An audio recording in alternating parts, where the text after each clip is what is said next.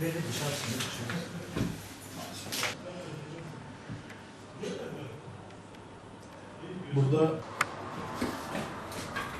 Selamünaleyküm. Aleykümselam. Kolay gelsin. Kerem hocam hoş geldiniz. Eyvallah. Nasılsınız, iyi misiniz? Allah razı olsun. Nasılsınız? Elhamdülillah. Çok şükür. Teşekkür ediyoruz. Ben iyilik afiyet versin.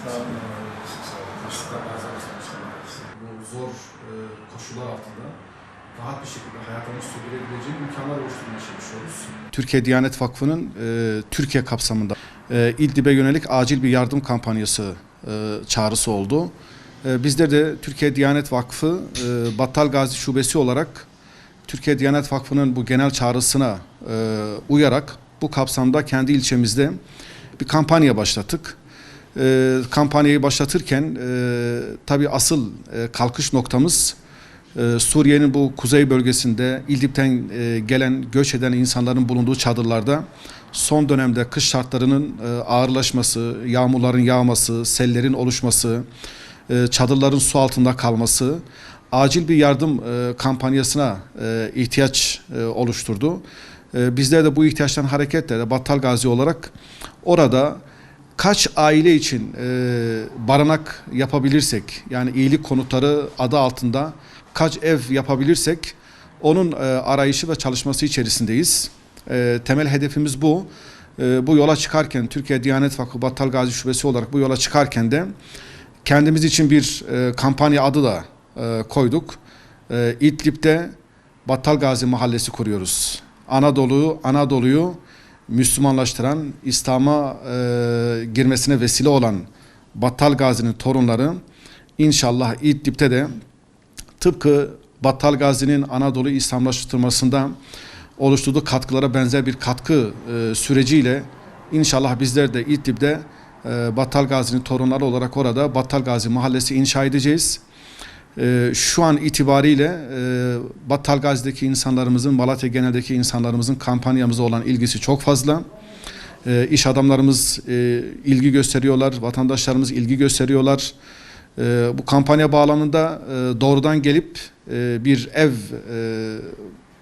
fiyatı miktarınca bağışta bulunan kardeşlerimiz, hocalarımız, iş adamlarımız da var. Ama ben bir ev için oluşabilecek miktara da katkı sunmak istiyorum tarzından da yardım yapanlar var. Şu anda kampanyamız çok iyi bir şekilde gidiyor.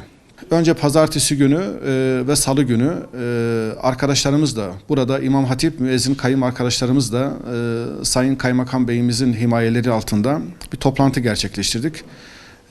Kaymakam Beyimiz de doğrudan kampanyamıza destek sundu, katkı sundu.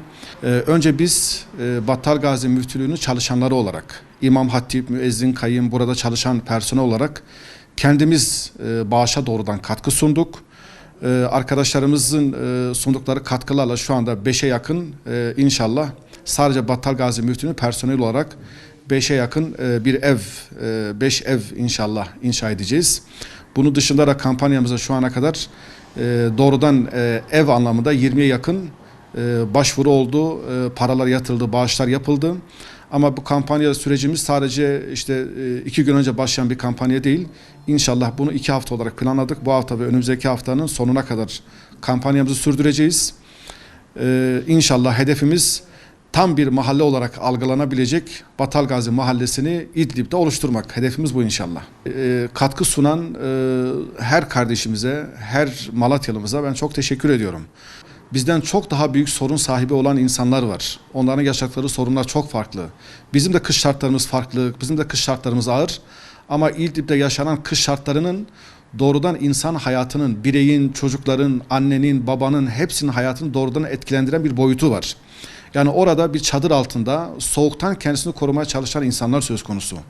Ama hava çok yağışlı olduğu zaman, kışın şiddeti arttığı zaman çadırın artık insanı koruyabilme ihtimali kalmıyor. Yani dışarıda soğuktan titreyen insanların titrememesi, onların o soğuk şartlarından kendi hayatlarını olumsuz şekilde etkilenmemesi için bizler de İdlib'de bir 30 metrekare, 40 metrekare alan içerisinde inşa her biri bu kadar metrekare alan içerisinde inşa edilecek bu mekanlarda insanların yaşamalarını istiyoruz. Sıcak bir ortamda yaşamalarını istiyoruz.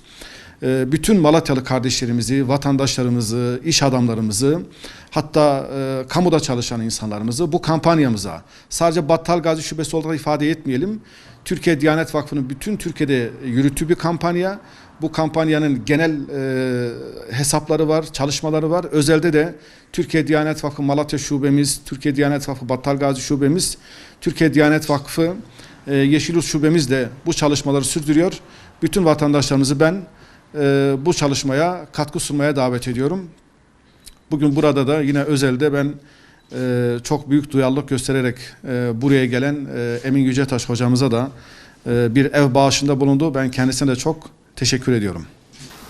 Bana bir mesaj geldi, fotoğraflı bir mesaj. O mesajda İdlib'le ilgili Diyanet Vakfı'nın özellikle Battalgazi Müftülüğü tarafından hazırlanmış bir broşürünü, resmini gördüm ve ben çok memnun oldum. Özellikle müftümüz Hüseyin Bey'i aradım. Bir evin yapımına 6.000 lira. Dedim vallahi memnuniyetle gelirim.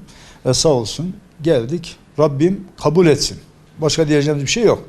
Ve arkadaşlarımızdan şunu istiyoruz. Malatyalılar, Türkiye'liler yani Müslümanlar. Kardeşim elinizle gönderdiğiniz sizindir.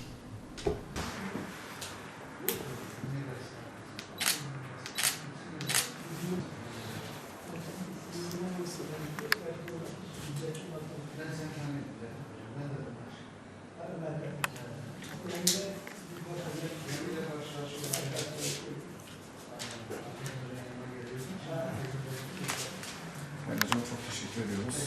Rabbim kabul etsin inşallah. Kabul eylesin inşallah.